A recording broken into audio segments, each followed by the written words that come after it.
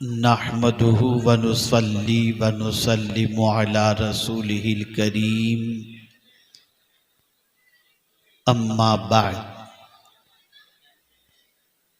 फ़अऊज़ु बिल्लाहि मिनश शैतानिर रजीम बिस्मिल्लाहिर रहमानिर रहीम क़ालन नबिय्यु सल्लल्लाहु तआला अलैहि वसल्लम बुइस्तु लिउतम्मिम मकारिमल अखलाक सदक़ रसूलुल्लाह सल्लल्लाहु तआला अलैहि वसल्लम। काबिल क़द्र उलमाए ज़वील एहतराम, हाज़िरीन व हाज़िरात व नाज़रीन, अस्सलामु अलैकुम व रहमतुल्लाहि व बरकातुहू। जिस हदीस मुबारका की तिलावत का मैंने शर्फ हासिल किया, उससे मुताल्लिक़ कुछ मारूज़ात पेश करने से पहले आक़ाए करीम रऊफ़ुर रहीम अलैहि तहिय्यतु व तस्लीम की बारगाह में जिस तरीक़े से मैं पढ़ाऊँ, अक़ीदत व मोहब्बत में डूब कर उसी तरीक़े से दुरूद व सलाम का नजराना पेश करें। अस्सलातु वस्सलामु अलैका या रसूल अल्लाह, अस्सलातु वस्सलामु अलैका या हबीब अल्लाह, अस्सलातु वस्सलामु अलैका या नबी अल्लाह व अला आलिका व अस्हाबिका या नूर अल्लाह सल्लल्लाहु तआला अलैहि वसल्लम। मैं जानता हूँ कि इस अफरा तफरी के माहौल में कोई बात अगर आप हुजूर की सुनने की बजाय अपनी बातों में मसरूफ रहे तो गुनाह आपके नामे आमाल में दर्ज किया जाएगा। और अगर आप चाहते हैं कि आपका दामन नेकियों से भर जाए तो अपनी बातों से ज्यादा हुजूर की बातों को अहमियत देने की कोशिश करें। मैं थोड़ी देर कुछ बातें पेश करने की सआदत हासिल करूंगा। अल्लाह रब्बुल इज़्ज़त मुझे हक कहने और आप सबको हक सुनने की तौफीक अता फरमाए। ये हमारा काफिला लुटा क्यों? आज पूरी दुनिया में दर बदर की ठोकरें हम क्यों खा रहे हैं? हमारी बर्बादी के असबाब क्या हैं? हमारी तबाही की वजूहात क्या हैं? कभी हमने जानने की कोशिश नहीं की। और ये भी जानने की हमने कोशिश नहीं की कि दुनिया और आखिरत में अल्लाह के रसूल सल्लल्लाहु अलैहि वसल्लम का कुर्ब कैसे नसीब हो सकता है। हमारा हाल यह है कि नफ्स के ऐसे गुलाम बन चुके हैं कि जो नफ्स कहता है वही करते हैं, जो अल्लाह और उसके रसूल फरमाते हैं वो करने के लिए तैयार ही नहीं। मैं दो तीन हदीसें आपकी समाअतों के हवाले करूंगा और इस एहसास के साथ कि एक बड़ा मजमा अदम तवज्जो का शिकार है, लेकिन ऐसा नहीं कि सब की तवज्जो नहीं है।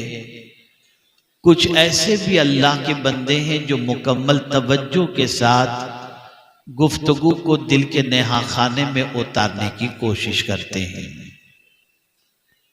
तो शायद एक के दिल में भी बात उतर जाए और वो अपनी जिंदगी को संवार ले, तो मेरे आने का मकसद भी पूरा और आपके आने का मकसद भी पूरा।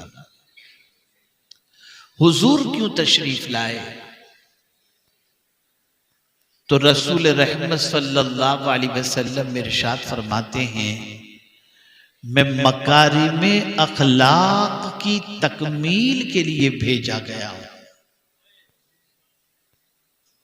हुजूर हमारे अखलाक को संवारने के लिए आए, हमारी आदतों को संवारने के लिए आए, बल्कि इबादत का जो हुक्म है वो आदात संवारने ही के लिए है। जितनी भी इबादतें हैं उन सारी इबादतों का मकसद हमारी आदत सुधर जाए। लेकिन जिस कौम को सुधरने का जज्बा ही न हो वो कौम क्या सुधरेगी। और हैरत की बात है कि आलमी सतह पर हमारी जो हालत है वो जानने के बावजूद भी हम सुधरने को तैयार नहीं हैं। तो अब नहीं सुधरेंगे तो कब सुधरेंगे? अगर कुछ नहीं कर सकते तो कम से कम अपने अखलाक को तो दुरुस्त कर लो। और अगर कोई अपने अखलाक को दुरुस्त कर ले तो जानते हैं उसका मकाम क्या है। आकाए करीम सल्लल्लाहु अलैहि वसल्लम इरशाद फरमाते हैं, तुम में मुझे सबसे ज्यादा महबूब और कयामत के दिन मुझसे सबसे ज्यादा करीब वो होगा जिसके अखलाक सबसे अच्छे।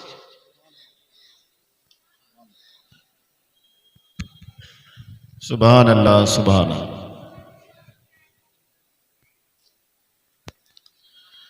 और कयामत में मुझसे सबसे ज्यादा दूर वो होगा जिसके अखलाक खराब होंगे।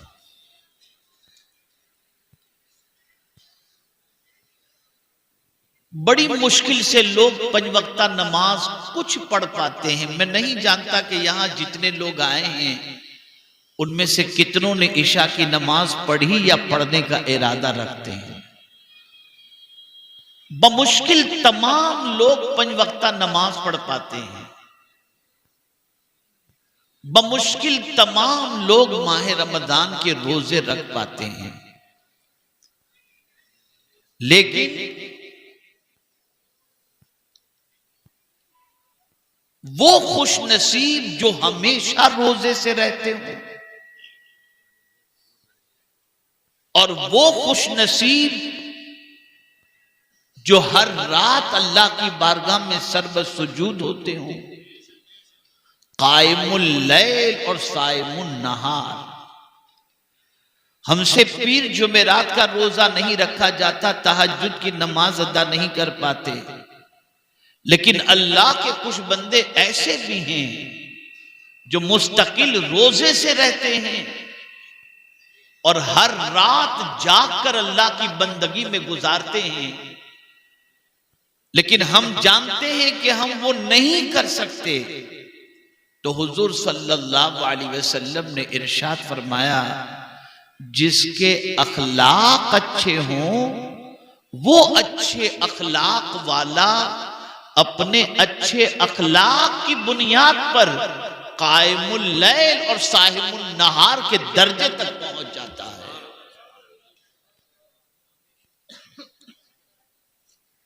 और इसी के साथ ईमान सबको प्यारा है, लेकिन हुजूर सल्लल्लाहु अलैहि वसल्लम फरमाते हैं, वो मोमिन जिसका ईमान अगर तुमको कामिल देखना हो तो कामिल ईमान वाला वो है जिसके अखलाक अच्छे हों। वो कामिल ईमान वाला है। मैं एक छोटा सा सवाल पूछता हूं। मैं महसूस कर रहा हूं हमारे कुछ भाई ये समझते हैं कि फोन पे बात करना, इशारेबाजी करना, अलग से खड़े रह करके गुफ्तगू करना, ये सारी चीजें हमारे लिए बिल्कुल जरूरी है। अगर हम नहीं करेंगे तो हमारा प्रेजेंस नहीं समझ में आएगा। तो हकीकत ये है कि कोई भी बाहर का इंसान आपकी इस हरकत को देखकर कभी आपको अच्छा मुसलमान तो तसव्वुर नहीं कर सकता। जो नबी की बातों को अहमियत न देता हो और अपनी बातों को अहमियत देता हो, भला वो अच्छा इंसान कैसे हो सकता है। अब दो बातें जहन में महफूज कर लें और फिर मैं अपनी गुफ्तगू को खत्म करता हूं। पहली बात, अखलाक किसे कहते हैं? खुल्क और खल्क दोनों का मादा एक है। खल्क और खुल्क या खुलुक दोनों का मादा एक है। खल्क कहते हैं जो नजर आए। ये जो हमारा वजूद है ना, हाथ पैर आंख कान, ये वजूद नजर आता है। तो जो आंखों से दिखे, जो नजर आए, उसे खल्क कहते हैं। और जो महसूस किया जाए उसे खुल्क कहते हैं। अखलाक महसूस किए जाते हैं। एक मरतबा दुरूद शरीफ पढ़ लें। अल्लाहुम्मा सल्ली अला सय्यिदिना व मौलाना मुहम्मदिन मअदिनिल जूदि वल करम व आलिहि व अस्हाबिहि व बारिक वसल्लम। अखलाक महसूस किए जाते हैं।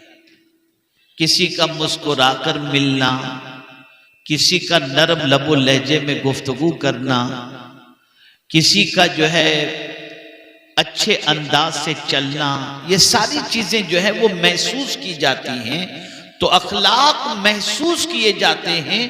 और ये बात याद रखना कि खल्क का असर आंख कबूल करता है, आंख कबूल करती है, और खुलुक का असर दिल कबूल करता है।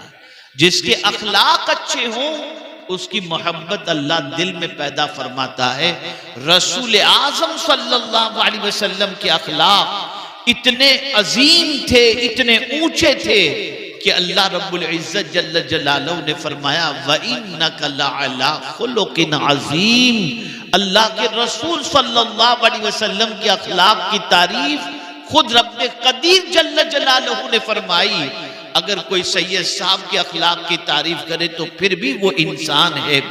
कोई मौलाना रजा जामी अजहरी साहब के अखलाक की तारीफ करे तो फिर भी वो कोई इंसान ही तारीफ करेगा।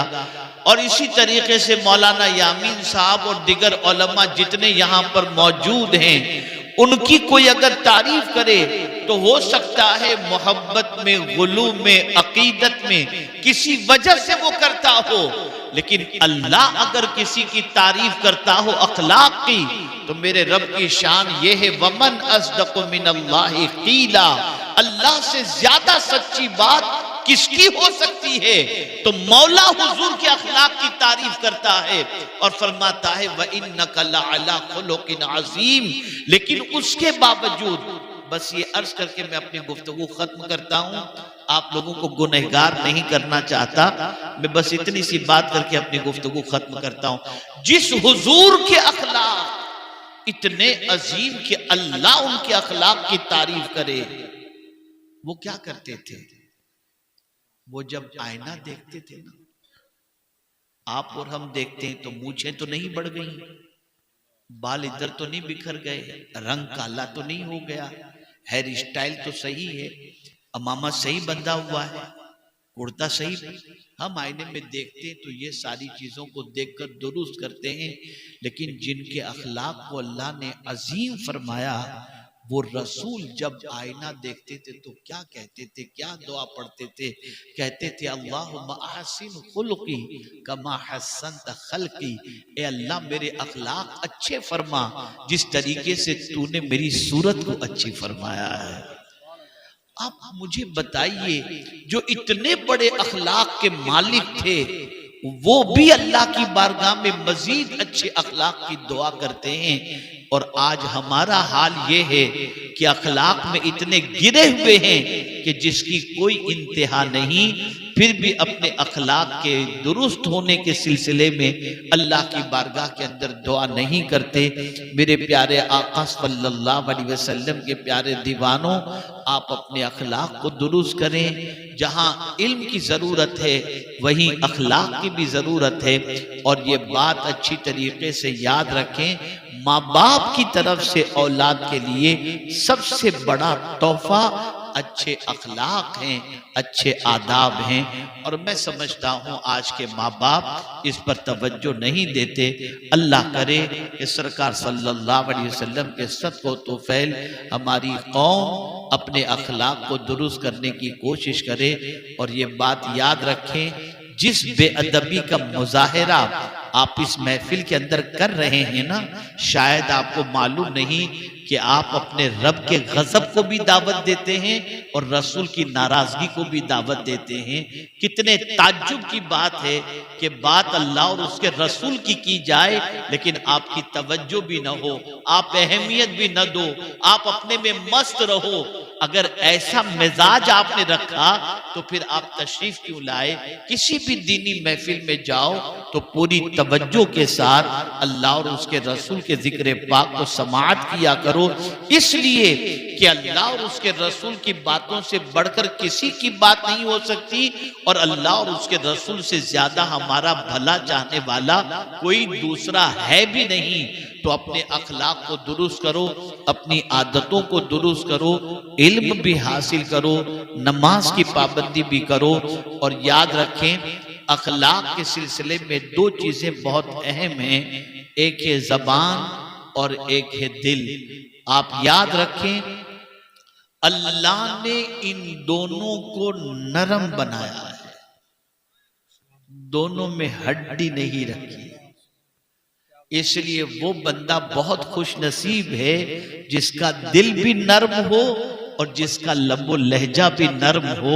अल्लाह ने दोनों में हड्डी नहीं रखी ताकि बंदा नरमी से गुफ्तगू भी करे और अपने दिल में लोगों के लिए नरमी भी रखे।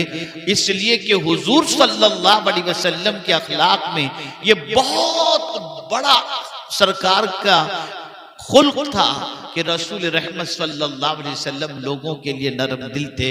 अल्लाह करे कि मेरी ये मुख्तसर सी गुफ्तगू किसी साहिब दिल के अंदर उतर जाए और वो अपनी जिंदगी को संवारने की कोशिश करे। इन्हीं कलिमात खैर पर मैं अपनी गुफ्तगू को खत्म करता हूँ। वमा अलैना इल्लल बलागुल मुबीन। अस्सलामु अलैकुम व रहमतुल्लाहि व बरकातहू।